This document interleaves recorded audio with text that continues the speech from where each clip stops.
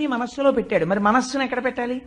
ప్రయత్నపూర్వకంగా ధ్యానంలో పట్టుకెళ్ళి భగవంతుడి ముందు పెడతాడు. పెట్టడానికి ఇప్పుడు భగవంతుడు ఎక్కడ కనపడతాడు? కళ్ళు మూస్తే జ్ఞాననేత్రంతో చూస్తాడు. అందుకని జ్ఞాననేత్రం ఇక్కడ ఉంటుంది. ఇక్కడ ఆ మనస్సుకు సంబంధించినటువంటి ఆజ్ఞాచక్రం ఉంటుంది. అందుకని అక్కడ కుంకుమ ధరిస్తారు. ఆజ్ఞాచక్రమునందు ధ్యానమునందు దృష్టిని నిలిపి తాను పూర్వం ప్రార్థనా శ్లోకంలో ఏ మూర్తిని ధ్యానం చేశాడో ఆ ధ్యానమును అనుసరించి ఆ మూర్తి దర్శనము చేస్తాడు.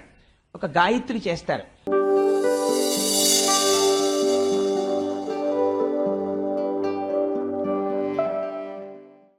ఈశ్వర దర్శనం కోరినవాడు కన్నులు మూస్తాడు.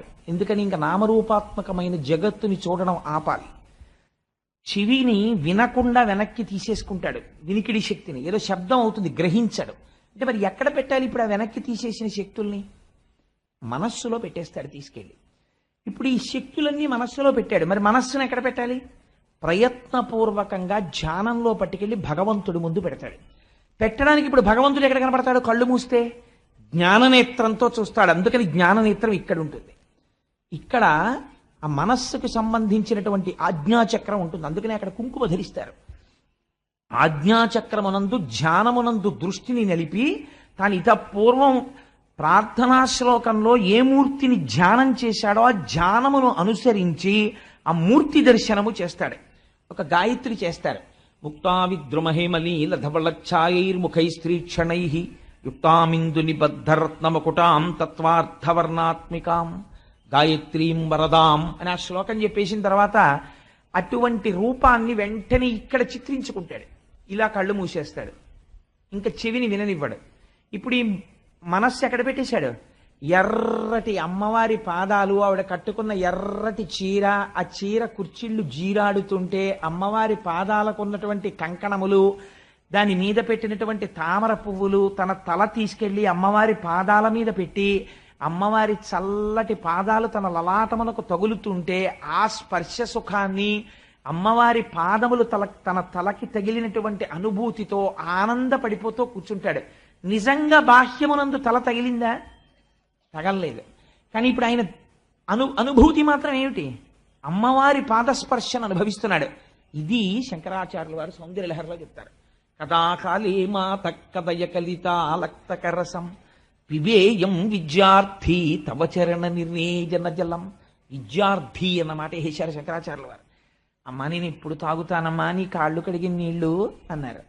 అమ్మ కాళ్ళు కడిగిన నీళ్లు మీకు ఎలా దొరుకుతాయి? అమ్మవారి కాళ్ళు దొరికితే. అమ్మవారు మీ ఇంటికి వచ్చి పళ్ళెంలో కాళ్ళు పెట్టడం కాదు, మీరు ఎలా కడగాలి? మీరు ఇక్కడ ధ్యానమునందు కూర్చుంటే అమ్మవారి పాదములు ఎలా ఉంటాయో చిటికిన వేలు దగ్గర నుంచి మీకు వచ్చేయాలి. అలా ఎలా ధ్యానం చెయ్యాలో, ధ్యానయోగం ఎలా ఉంటుందో కపిలుడు నేర్పుతాడు సాంఖ్యంలో. ఇంకొక 3-4 రోజుల్లో వచ్చేస్తుంది. అక్కడ విందురు గాని ఆపాదమస్తకం పాదాల దగ్గర నుంచి పైకి ఎలా వెళ్ళిపోవాలో, మళ్ళీ పైనుంచి కిందకి ఎలా వచ్చేయాలో, నీరాజనం తిరుగుతుంటే ఎలా చూడాలో, మనస్సుని ఎలా లగ్నం చెయ్యాలో ఇవి చెప్తాడు తల్లికి, దేవహూతికి. అప్పుడు మీరు ఎలాగో విందురు గాని.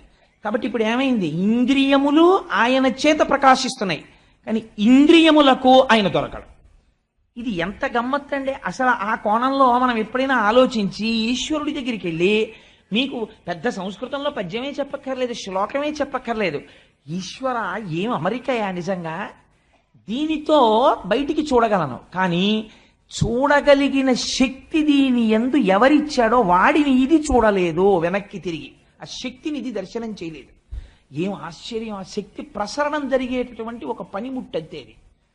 నానాఛిద్రఘటోదర స్థిత మహాదీప ప్రభాభాస్వరం జ్ఞానం యస్యతు చక్షురాదికరణ ద్వారా బహిస్పందతే జానామీతి తమేవ భాంతమనుభాచ్యే తత్సమస్తం జగత్. ఎక్కడ వెతుకుతారండి ఈశ్వరుణ్ణి? ఇక్కడ దర్శనం అవుతున్నాడు. అంతర్ముఖ సమారాధ్యా బహిర్ముఖ సుదుర్లభ. దక్షిణామూర్తి స్తోత్రంలో శంకర భగవత్పాదులు అంటారు, 9 కన్నములు ఉన్నటువంటి ఒక కుండ దగ్గరికి తీసుకొచ్చి ఒక దీపం వెలిగించి ఆ కుండని బోర్లించి లైట్లు ఆర్పేశారనుకోండి. నేను ఒకసారి ఎక్కడ ఉపన్యాసం చెప్పాను మధ్య పశ్చిమ గోదావరి జిల్లాలో. ఎన్ఎఫ్సిఎల్ లో ఉన్న ఒక డెప్యూటీ మేనేజర్ పర్సనల్ గారే అనుకుంటాను, ఇఫ్ ఐఎమ్ కరెక్ట్. వాళ్ళ ఊరు రమ్మంటే మా మూర్తి గారు తీసుకెళ్తే వెళ్ళాను. వాళ్ళు నాకు వారే అనుకుంటాను, బహుశా గుర్తుంటే, ఒక వెంకటేశ్వరుని బహూకరించారు.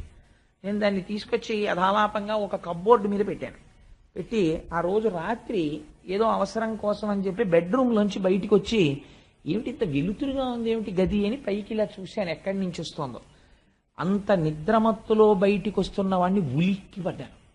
ఎందుచేత ఇలా పెట్టినటువంటి కటిహస్తం వరదహస్తంలో ఉన్నటువంటి రేఖల దగ్గర నుంచి పాదములకు చిటికిని వేలుకున్నటువంటి గోరు వరకు గాఢాంధకారంలో మెరిసిపోతోంది ఆ మూర్తి. అది రాత్రి వేళ అలా వెలుగుతుంది, దానికి ఆ లక్షణం ఉంది. అది ఇప్పటికీ ఉంది మా ఇంట్లో కబోర్డ్లో. రాత్రి ఇప్పుడంటే అలవాటు పడిపోయాను కాబట్టి అలా ఉలిక్కి పడినాం. ఆ హాల్లోకి వస్తే ఎంత చీకటి ఎక్కువైపోతే ఆయన అంత ప్రకాశించేస్తుంటాడు. ఇప్పుడు ఆయనకి తోడు ఇంకో ఆయన కూడా వచ్చాడు, వినాయకుడిని ఇచ్చారు ఎవరో, ఆయన అలాగే ప్రకాశిస్తుంటాడు. ఇప్పుడు ఆ హాల్ ఏమైపోతుందంటే రాను రాను రాత్రి లైట్లన్నీ ఆర్పేస్తే వీళ్ళిద్దరి కాంతితో వెలిగిపోతుంది. కాబట్టి నేను ఈ మాట ఎందుకు చెప్పాను అంటే, నానాఛిద్రఘటోధర స్థిత మహాదీప ప్రభాభాస్వరం, మీరు చూదురుగానిలేండి అమ్మ, కంగారు పడకండి. ఒక 9 కన్నాలు ఉన్నటువంటి కుండలో దీపం పెట్టి ఆ కుండ బోర్లించారనుకోండి, ఈ దీపము యొక్క కాంతి చీకట్లో 9 కన్నాల్లోంచి బయటికి కొడుతుంది ఫోకస్ కింద. కొట్టినట్టే ఇక్కడుంది దీపం.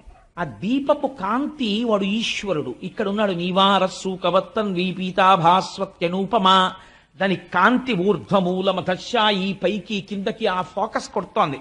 అది కొడుతోంది కంట్లోకి, కన్ను చూస్తోంది. అది కొడుతోంది చెవులోకి, వింటోంది. అది స్పర్శేంద్రియంలోకి వస్తోంది, అరికాల దగ్గర నుంచి మెదడు వరకు అన్ని ముట్టుకుంటే చెప్తున్నాయి ముట్టుకున్నాడు ముట్టుకున్నాడు ముట్టుకున్నాడని. ఆయన యొక్క భాష అక్కడి నుంచి వస్తోంది జ్ఞానం. ఆ దీపం ఆరిపోయింది అనుకోండి, కుండ చీకటైపోతుంది. కుండ వెలుగుతుందా? వెలగదు. కుండ కన్నాలు వెలుగుతాయా? వెలగవు. కుండలోనున్న ప్రమిద వెలుగుతుందా? వెలగదు.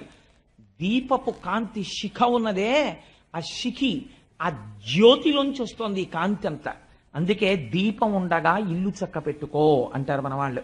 లోపల ఈ జ్యోతి ఉండగా నువ్వు మంచి పని చేయడం నేర్చుకో.